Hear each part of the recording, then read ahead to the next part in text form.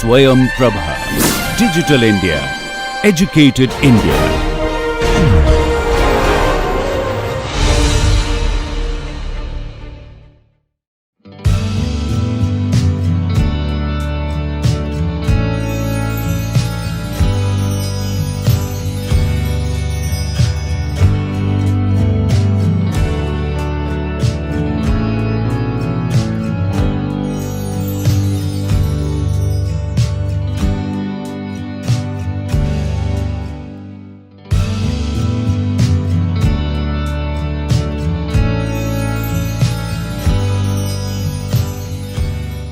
Hello everybody, this is Dr. Vishal Trivedi from Department of Biosciences and Bioengineering, IIT Guwahati.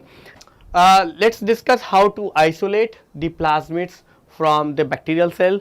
So, for first step is that you have to transform the plasmids into the bacterial cell, let them to grow for overnight so that they will have the OD of 0.8 to 1.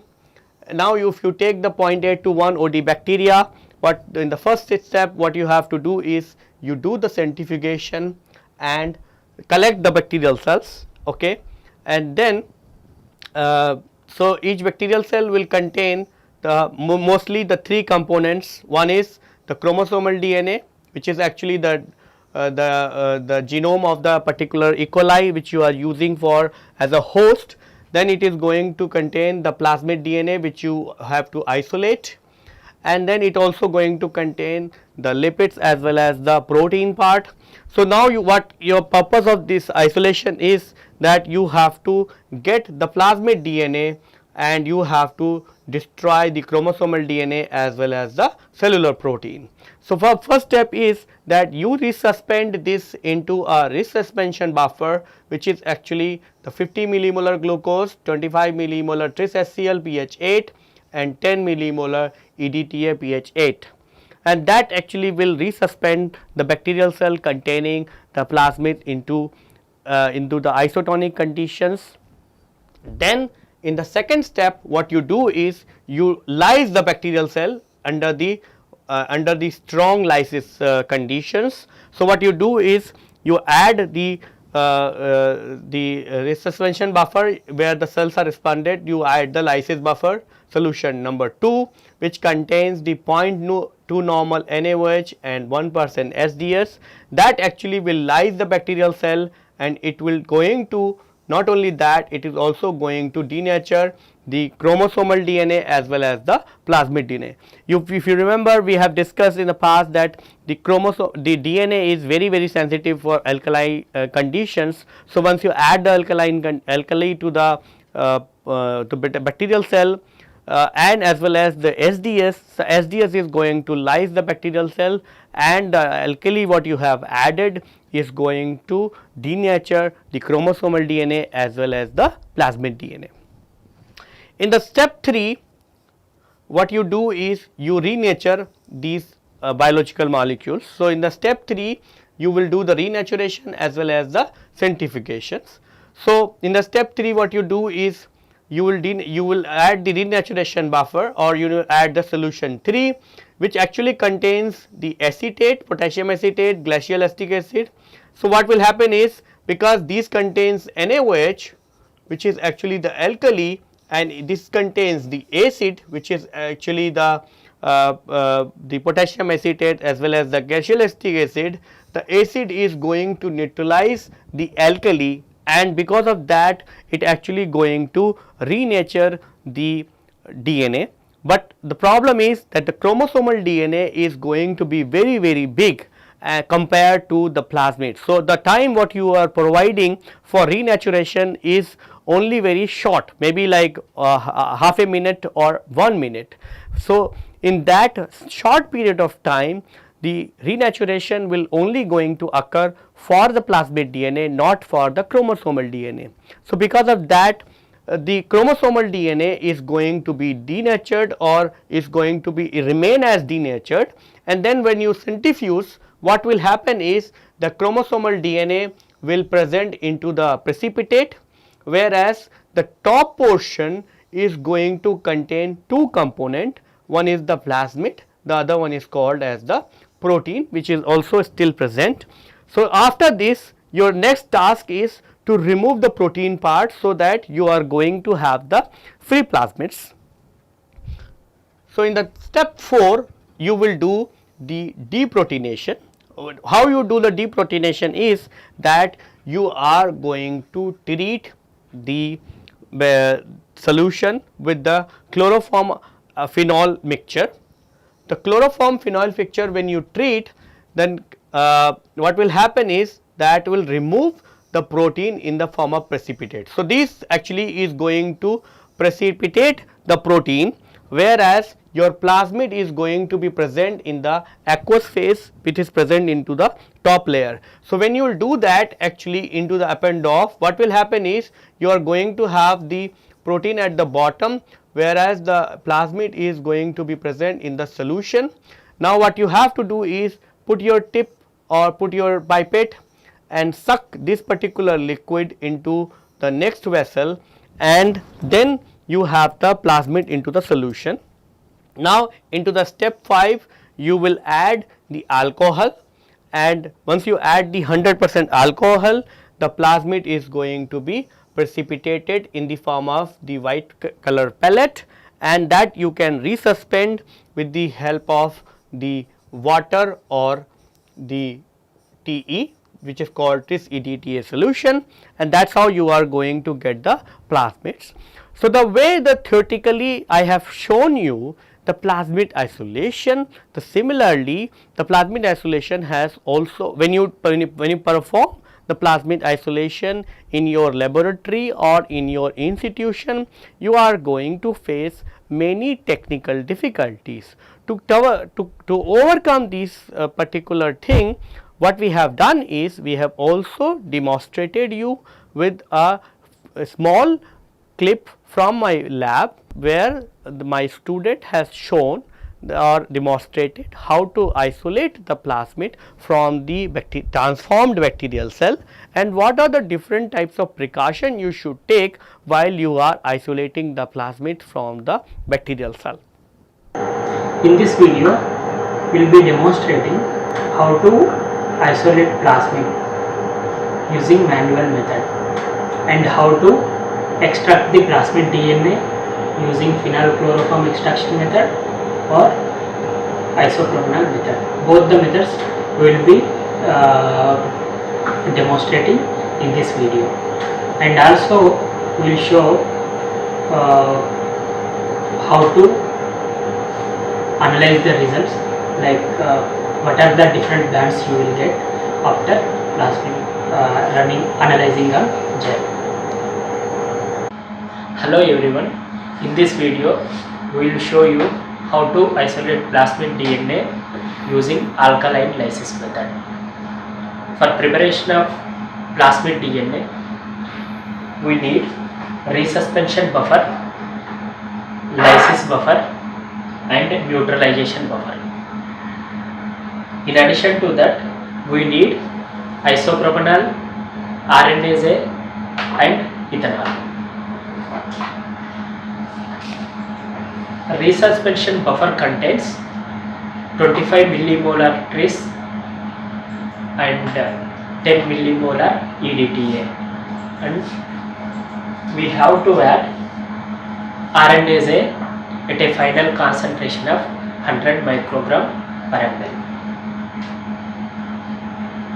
Lysis buffer contains 0.2 normal sodium hydroxide and 1% SDS.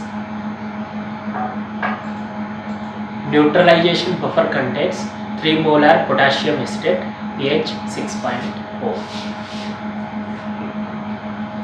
For isolation of plasmid DNA, we need at least overnight grown culture with OD of 3.0. So this is already a cultured one.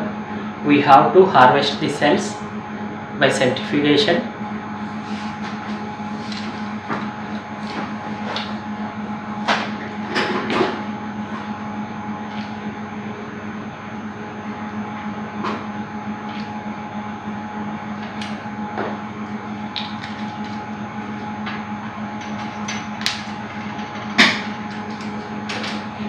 These vials we have to centrifuge 11,000 rpm for at least 1 minute to get the cells precipitated.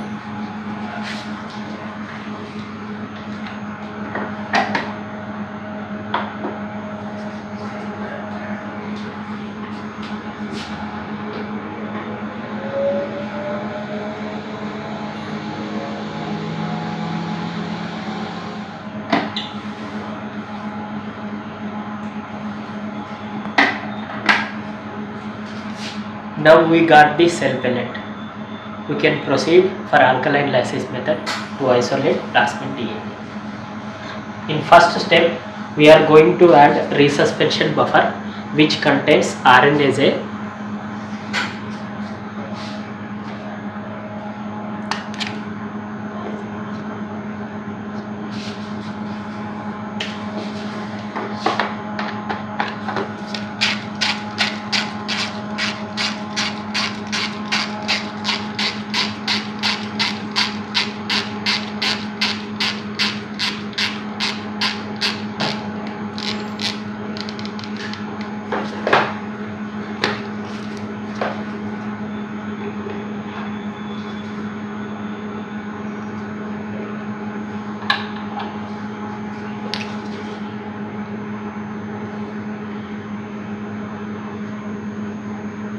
Mix thoroughly until all the cells suspended in resuspension solution.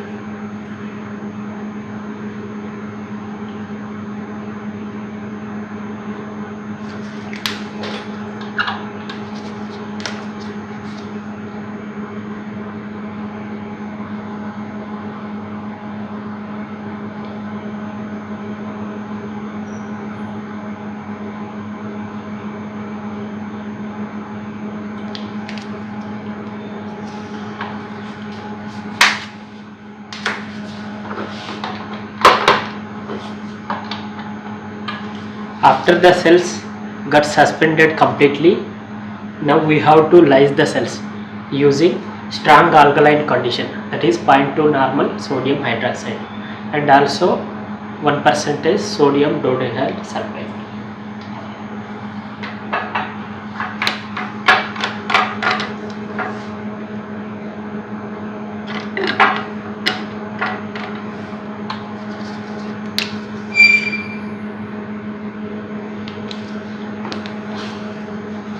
Now we have to gently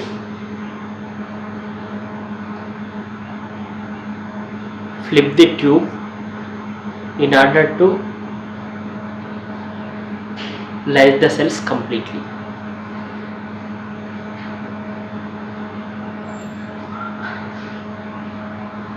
We can keep in this condition for up to 5 minutes but not more than 5 minutes, which will degrade the plasmid DNA and also genomic DNA will come out and it will interfere with the mini print.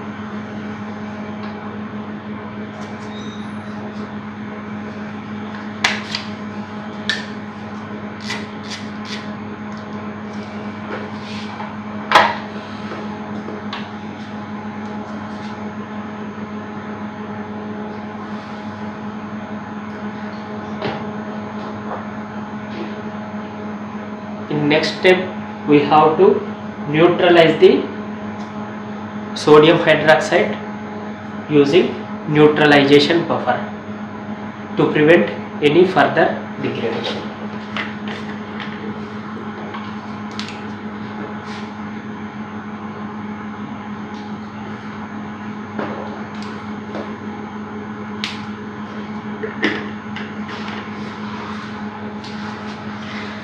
After adding neutralization buffer, you can see there is a white precipitate. That means all the proteins precipitated by neutralization buffer. You can flip the tube 2-3 times, completely precipitate all the remaining proteins. Now the solution part contains our plasmid DNA and all the precipitated one contains genomic DNA and also the proteins from bacteria. Now we have to centrifuge this lysate for 10 minutes at 11,000 G.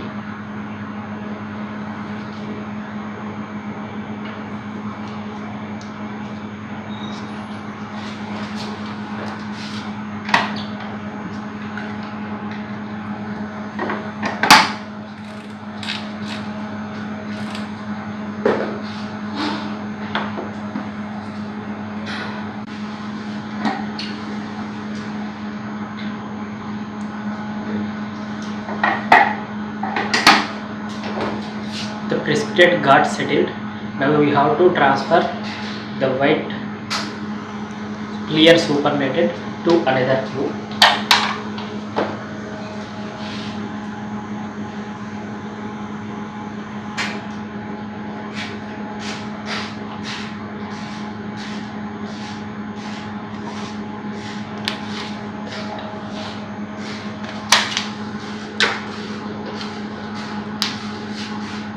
This clear supernatant contains plasmid DNA.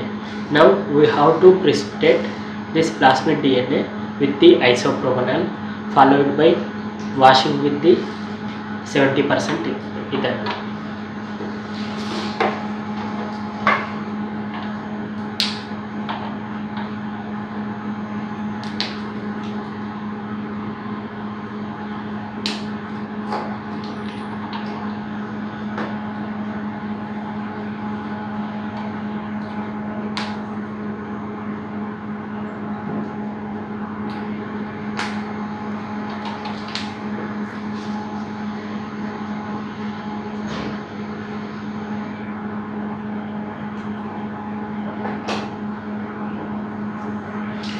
We can see white precipitate in the solution. Now we have to centrifuge it, collect the white precipitate and wash with the 70% ethanol.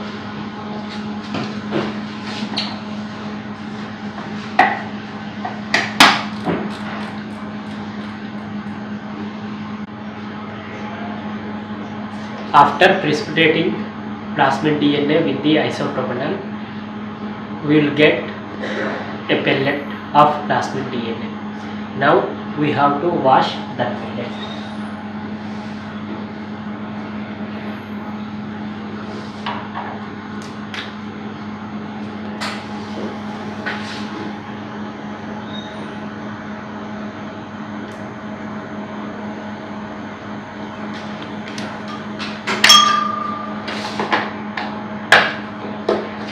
We wash this pellet with the 70% ethanol.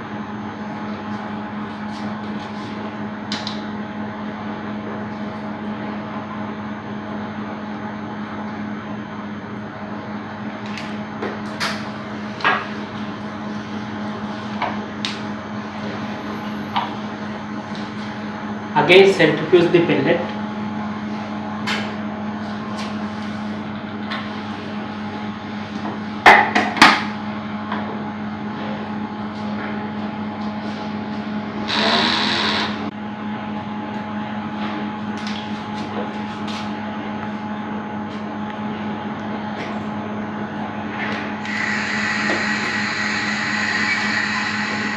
Now we got the pellet.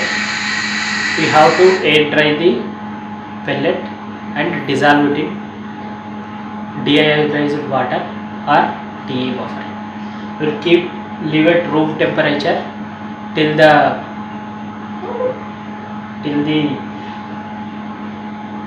ethanol got evaporated. Next we will add tea. To easy the process of manual alkaline lysis method, there are several kits available from commercial vendors. The basic difference between alkaline lysis method and the kit based method is, kit based method contains silica based columns where lysate which containing plasmid DNA binds to these beads, and after washing whatever the unwanted components are, they will elute out, and we will elute the plasmid DNA in TE buffer or water. The composition of the lysis buffer is same as previous method, and also neutralization buffer, resuscitation buffer, every buffer contains same composition, but in commercial kits we have one extra wash buffer which will remove any unwanted contamination and give pure DNA.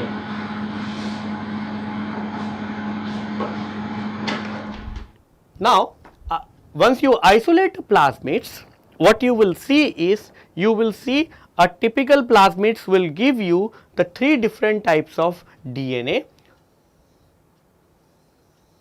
and this is what is another one. Okay. So, what you have is one DNA, another DNA and the third DNA, and if you do not do the resuspension, or if you do not do the RNase treatment properly, you will also going to see the RNA. So, this is the RNA what you are going to see if the RNAs what you have added in the resuspension buffer is either not working, or you have not performed that particular step properly.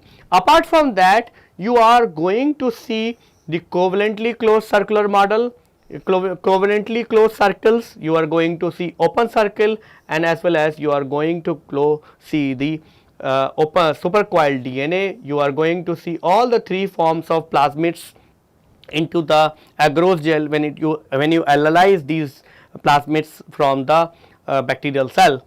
And so, this is all about the bacterial plasmid which we have discussed so far. Now, we will move on to the other types of vector which we are going to discuss.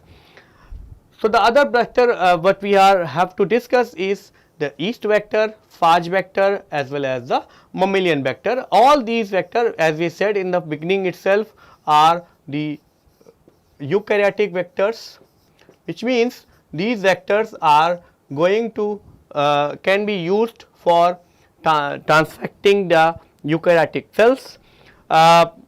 In the case of eukaryotic vectors, you could have the vector of 2 different types.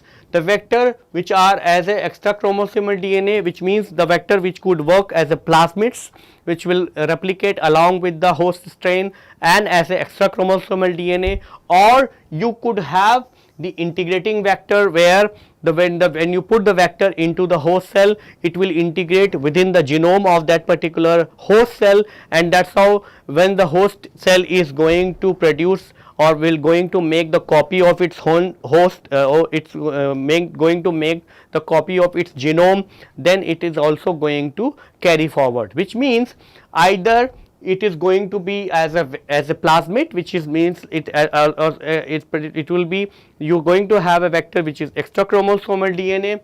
So, that actually is going to be the vector which you use always for the transient expression, whereas the integrating vectors which you are going to use for the permanent expression, which because integrating vectors are going to integrate your foreign DNA into the chromosomal DNA of the host cell, and because of that it actually going to completely change the host cell, and host cell will replicate, along with that the foreign DNA is also going to replicate. This means with the integrative plasmids you are going to generate the permanently transfected organisms, whereas if the vector is present as the extra chromosomal DNA, it will let you to produce the modified organism, but that will be the transiently expressing your gene. So, let us start with the yeast eukaryotic plasmids from the yeast. In the eukaryotic system, from the yeast has the similar kind of features, such as it contains the multiple cloning sites, it could be shuttle vectors, which means it is going to have the origin of replication for E. coli and the yeast, and it also going to have the selection markers. So, most of the eukaryotic vectors are actually containing the origin of replications for the bacterial system, which means E. coli, as well as for their own host strain. And that actually important because most of the molecular biology manipulation, before you test these vectors into their original host strain, you actually try to do the molecular biology manipulations into the bacteria, because the bacterial manipulation or the transformation into the bacterial cell, as well as the molecular cloning related steps, are much easier in performing into the E. coli compared to the original host strains. That is one advantage. The other one is that the E. coli life cycle or the E. coli doubling time is less. So, whatever the procedure you will do in E. coli is going to be faster compared to the yeast or the other host strains. So, you have three different types of the yeast vectors. Number one is called as the episomal vectors. Episomal vectors, the yeast episomal vectors are constructed by combining the bacterial plasmids either with the yeast 2 micron origin of replication or with autonomous replicating sequences. So, either of these will be combined with the bacterial plasmids, and that actually gives the yeast episomal vector. One of the classical example of the yeast episomal vector is the YEP24, and the YEP24 is a 2 micron yeast based episomal vector. It is actually a 6.3 kilobase pair plasmid with a copy number in the range of 50 to 100, and these plasmids are since these are the 2 micron origin of replications, these plasmids are much more stable compared to the plasmids which are being derived from the autonomous replicating sequences. Now, the other one is the integrating vectors. These integrating vector, as I said, integrating vector will let you to integrate that particular foreign DNA into the host genome. So, in the yeast, the integration occurs by homologous recombinations, and in yeast the integrating vector contains the target sequences for integration into the chromosomal DNA, selection markers, and the bacterial origin of replications, as well as it will contains the yeast replication activator. Before you so these are the circular plasmids, okay, but before you put them into the host or for the delivery of these particular integrating vectors into the yeast, it is digested with the unique restriction endonuclease to produce the linear DNA to increase the transformation efficiency as well as the integration. So, what will happen is you cut with the restriction enzyme, that is how you are going to create the linear DNA, and that linear DNA you will transform into the yeast, because the linear DNA will have the exposed homologous sequences, and that actually will allow its efficiency into the integrating into the genome. In most of the cases, the integration is done in such a way that the yeast chromosomal DNA remain intact and integration may not affect the yeast growth. So, this is very important that when you do the integration of any foreign gene into the host chromosome, you should ensure that it should integrate into the region which should not affect the growth or the viability of the host strain, because if that happens, then the corresponding host strain may not survive and it will be going to be a lethal integrations or the homologous recombinations. In an alternate approach, a portion of the yeast chromosomal DNA is replaced with the vector DNA through homologous recombinations. These vectors are known as the transplant integration vector, and they have the foreign DNA selection marker, and so these are the different category of the integration vector, where what you will do is you will also going to have the cassettes for the host as well, and the host will so in that case what will happen is when the integration vector is going to insert the DNA along with its cassette, you are also going to provide the essential genes, so that the yeast is also not going to be affected by doing this particular type of homologous recombinations. Now, the third category is called as the yeast artificial chromosome. So, yeast artificial chromosome, if you remember, the yeast artificial chromosome is the choice of the vector for producing the genomic library. So, human genomic library is being produced within the yeast artificial chromosomal system, because they can actually take up very large DNA, approximately up to 100 kilobase pair DNA, and that is why they are the most preferred vector for preparing the genomic library. YAC vectors are just like a chromosomes, because it contains the ARS sequences, centromere sequences and the telomere at the two ends to give the stability. It has an ampicillin resistance gene. So, you can see that it has the ampicillin resistance gene, and it also for selection in E. coli, whereas it has the E. coli original replication for propagation in bacteria. So, these are also called as the shuttle shuttle plasmids, because they are also going to have the original replication for the yeast as well.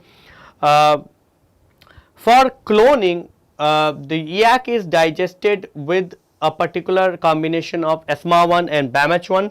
So, for if once you want to use them for the cloning purposes, what you have to do is digest this particular plasmid with SMA1 and BAMH1 and alkaline phosphatase.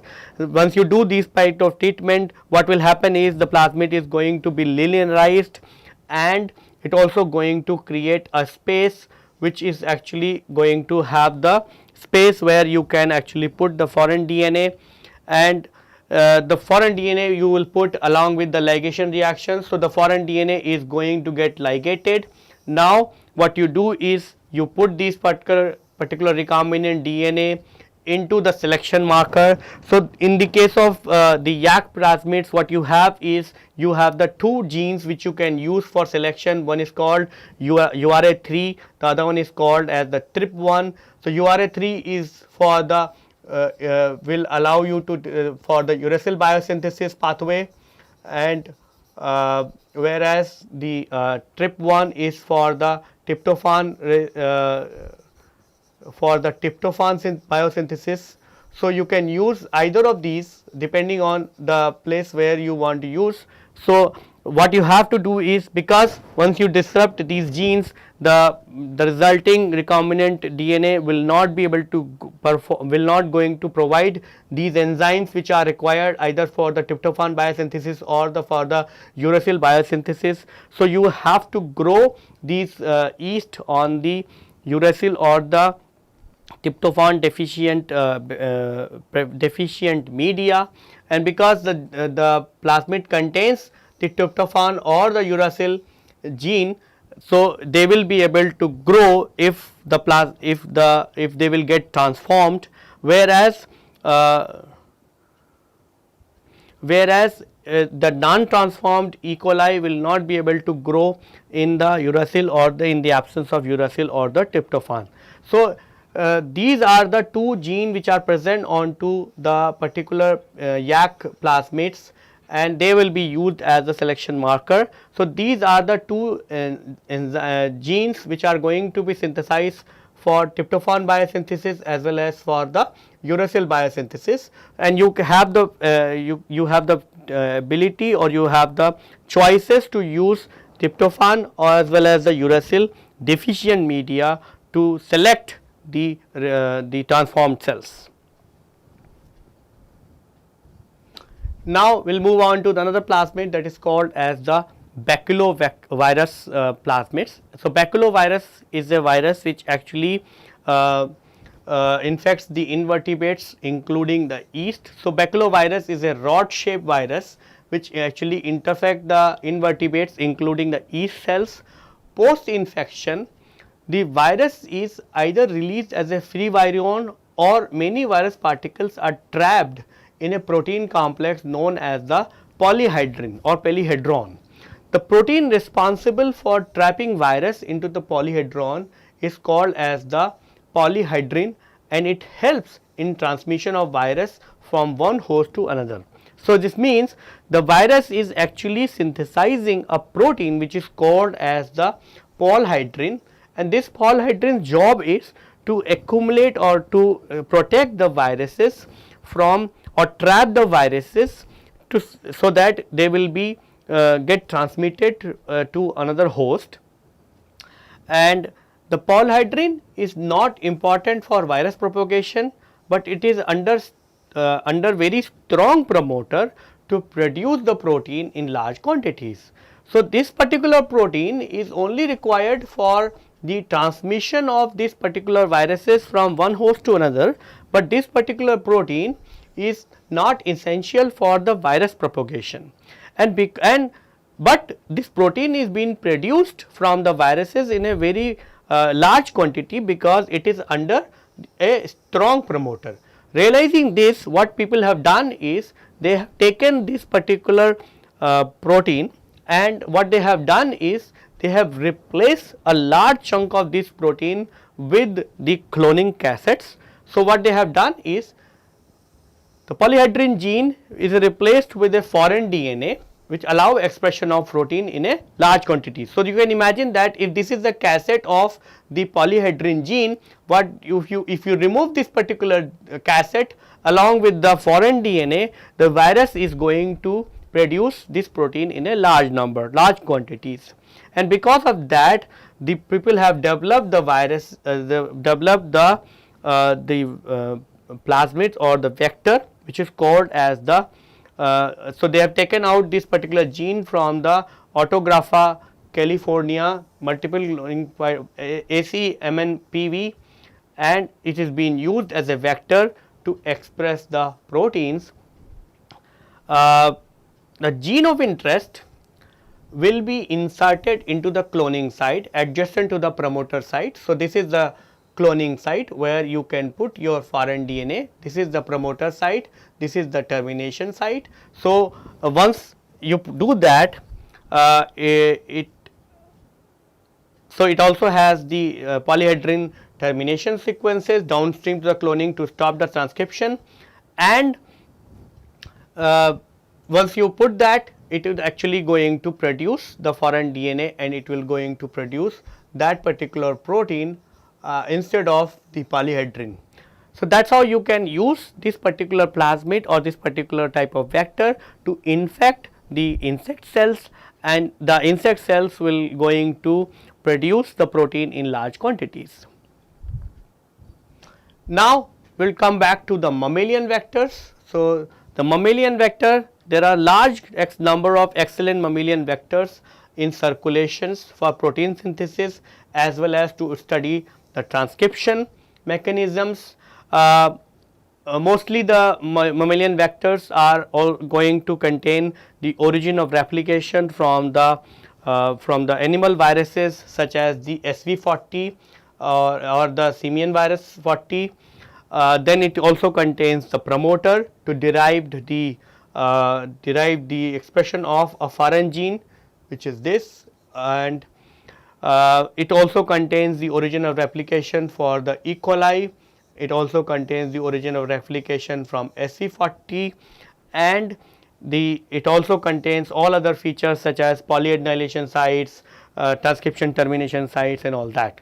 And this is the multiple cloning site. So, you can actually express or replace your gene into this multiple cloning sites. The promoter is present next to that, and that is how you are going to, you can be able to use this for producing the protein. You have the ampicillin resistance as well as the so that's how you can use the mammalian expression vector for cloning purposes. Now, we will talk about the bacteriophage lambda based vectors. So, bacteriophage are the virus using bacteria as their host for replication. Bacteriophage lambda is the virus of E. coli and has been used for developing the vector for genetic engineering. Before get into the detail of how it has been used for molecular cloning or developed for expression of the protein into the host strain, let us go with the biology of bacteriophage plasmids. So, phage genome is a linear double stranded DNA of 48.5 kilobars per DNA. In both the ends of genome, it has a stretch of 12 nucleotide 12 nucleotide which are called as the complementary to each other. These sites are known as the cos sites. So, what you have is the genome, and on the corner of the genome you have the 12 nucleotide long chain which is actually complementary to each other. So, because of that what will happen is, if you put them together, these two sites will come and will stick to each other. Because of that these things are called as the cos sites. And it allows, as I said, it allows the circulation of virus genome after entering into the host cells. So, what will happen is the virus will enter into the host as a linear DNA, and then once it enter into the host, the cos sites are being exposed, and these cos sites recirculizes the genome, and the genes are being arranged between these two cos sites or the cohesive sites, and it codes for the protein which are responsible for making the head, making the tail. You have the gene which are required for integration and as well as recombinations, the genes which are regulating the immune system of the host, then you have the gene which are required for DNA synthesis and so on, and factors for recombination and the process of lysogeny. Okay. The central region of the genome, which is this portion, is non-essential and can be replaced without much affecting the growth and the infectivity of the virus. As a result, this particular region can be exploited to develop a cloning vector. Now, let us see how the genome is packed into the virus. So, fast genome is replicated by a rolling circle model to produce the long genome, whereas cos sites are present on the regular intervals. So, what will happen is the virus is using the rolling circle model, and that is how it is producing the large linear DNA or linear DNA which contains the cos sites on regular intervals, and these cos sites just next to the cos sites are so you have two flanking cos sites, and the DNA between them are constituting the two virus genomes. So, this is the virus genome or one monomeric unit. In the presence of head precursors, so once the head proteins are being synthesized, the long genome is being cleaved at the cos sites and encapsulated. Nicks are being introduced and at the both strand of the genome to generate the linear strand to work as a cohesive site to facilitate the circularization. Once this genome is inserted and the head is being synthesized, the nick is being generated onto the virus cohesive ends, and the cohesive ends come together and the genome is being circularized. Then the assembly protein as well as all other protein comes, and then the mature virus particle is being produced. Now, taking this into the account, the people have developed the bacteriophage lambda based vectors. So, how the vector works is that it has the two BMH1 site which can be used to insert the foreign DNA. So, you can imagine that you have the two scenarios. In one scenario what you have done is, so under the normal circumstances what you have is you have the insertion or excision region which is being inserted between these two cos sites, okay, in the vector. So, as long as these sites are present, it will integrate along with the host and it will not going to create any plaque formation. Instead, it is going to go through with the lysogeny cycles.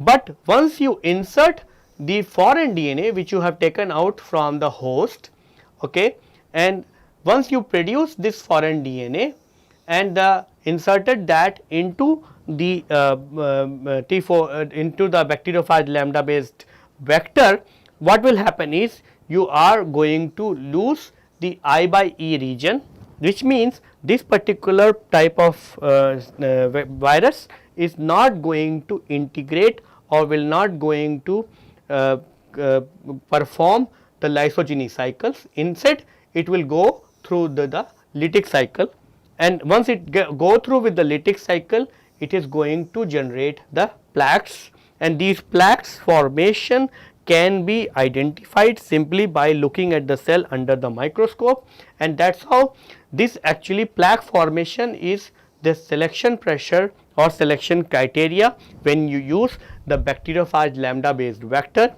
Some two classical example are EMBL3 and EMBL4. So, these are the EMBL3 vector, where you have, this is the left cohesive sites, this is the right cohesive site, and within this you have this central shutter portion which you can use for replace this along with the foreign DNA and can be used for cloning purposes. Similarly, you have the EMBL4 which can be used under the similar conditions. And so, with this we have completed our discussion about the different types of vectors which are being found and which are available for cloning purposes. And what we have discussed so far, we have discussed about the plasmids which are being used in the bacterial host, and the plasmids could be exist in multiple forms, either it would be closed circular forms or open circular form or the supercoiled DNA. We have also discussed about the how to generate or how to design a new plasmids and use that for the cloning purposes. And apart from the plasmids, we have also discussed about the yeast vectors. We have also discussed about the bacteriophage lambda vectors. We have also discussed about the vectors which you can use to overexpress the protein in the insect cells, and then at the end we have also discussed about the bacteriophage lambda based vectors which you can use for the producing the protein or the transforming the cells in the host for the mammalian systems. And with this we would like to conclude our lecture here, and in the subsequent lecture we are going to discuss about the entry of the recombinant DNA into the host. What we are going to discuss in the next lecture is that how to generate the recombinant DNA, and then how to transform or how to insert this recombinant DNA into the host cells. We will discuss about the prokaryotic the methods which are popular into the prokaryotic system as well as the eukaryotic system. So, with this we would like to conclude our lecture here. Thank you.